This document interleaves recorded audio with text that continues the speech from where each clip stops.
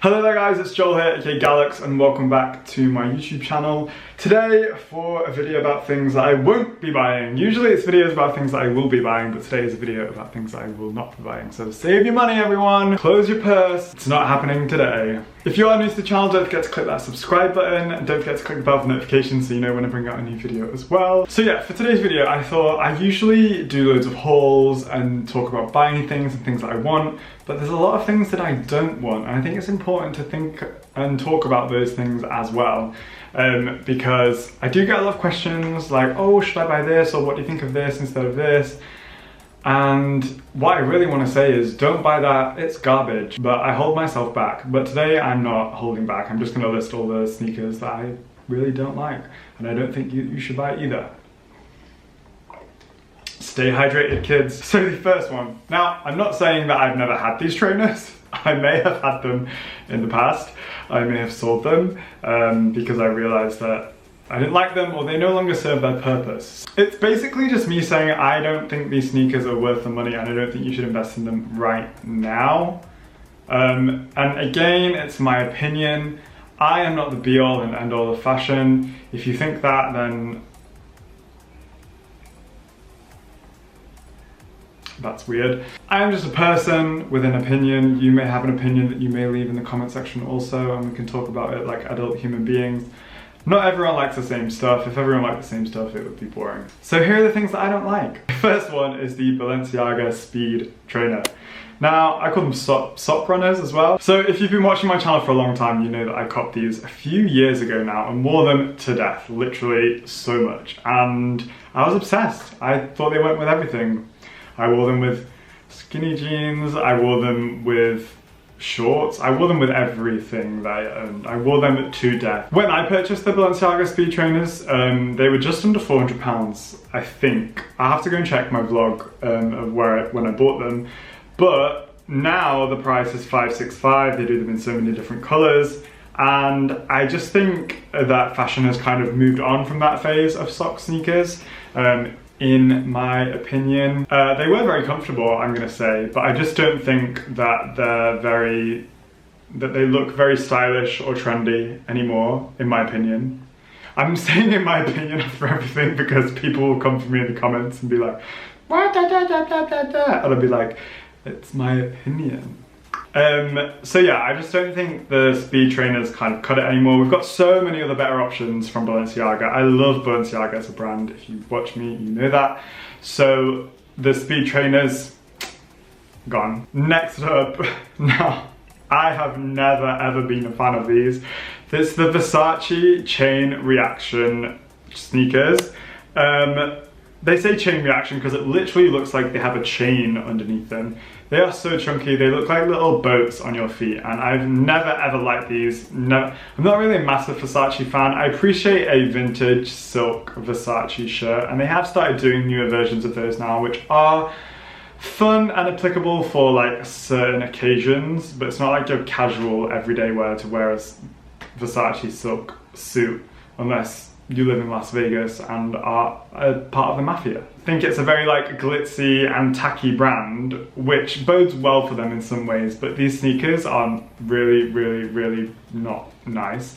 And they're really expensive. Their retail was like $740. They're on sale a lot of places now. I wonder why.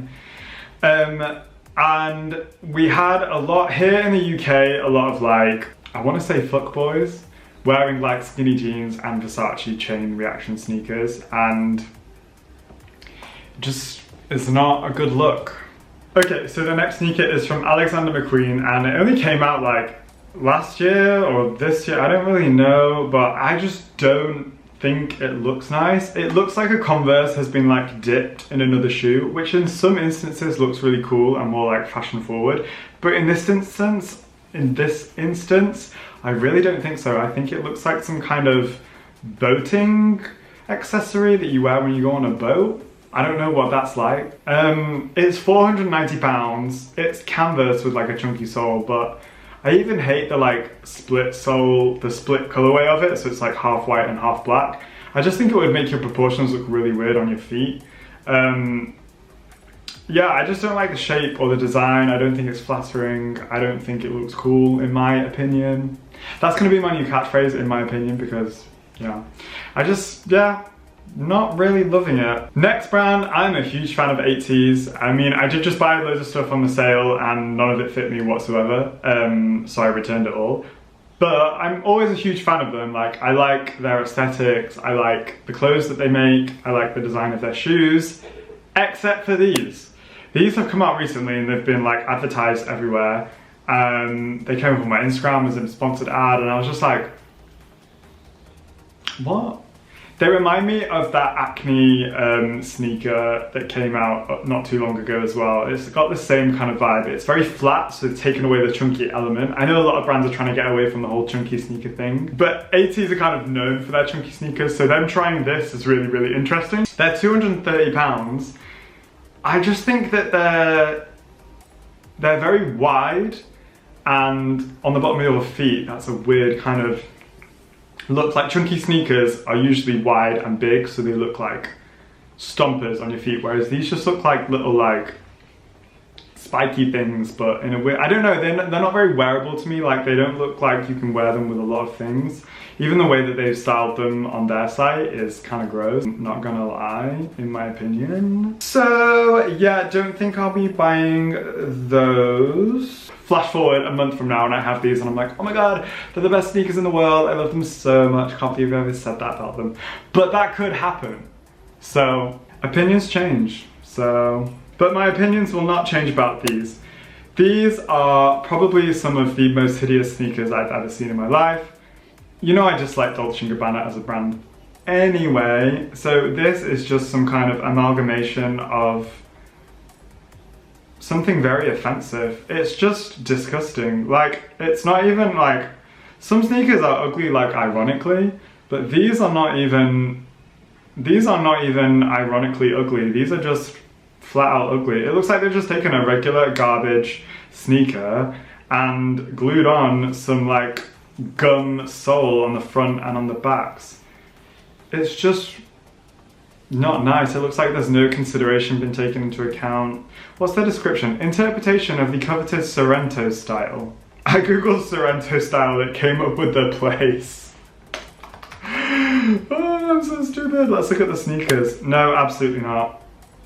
The Sorrento sneakers are not a coveted style. That is a copy of the Balenciaga sock sneaker.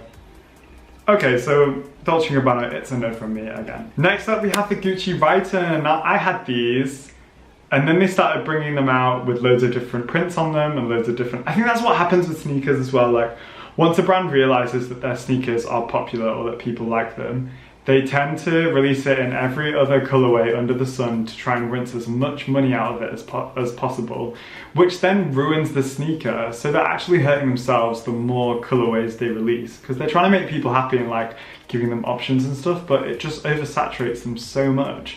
And we saw that basically with Adidas. Like, Adidas was at the top of its game.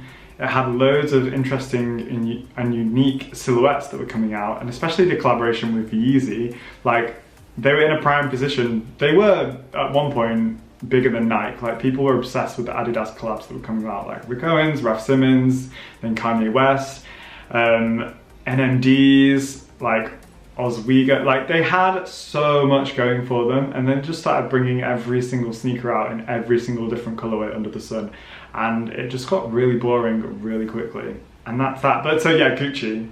Gucci are doing the same with their Rython sneaker. It was a nice design. It kind of just felt like a cash grab after they'd seen the popularity of the Balenciaga Triple S, and Gucci didn't really have a chunky sneaker. It wasn't even in their runway collection before it came out, and then it just kind of like appeared. It's like all brands scrambled. It's like brands scrambled to create a chunky sneaker really quickly when it was hot property, and that's what they did. And I swear this was less as well when it first came out, and now it's £705 here on Matches Fashion.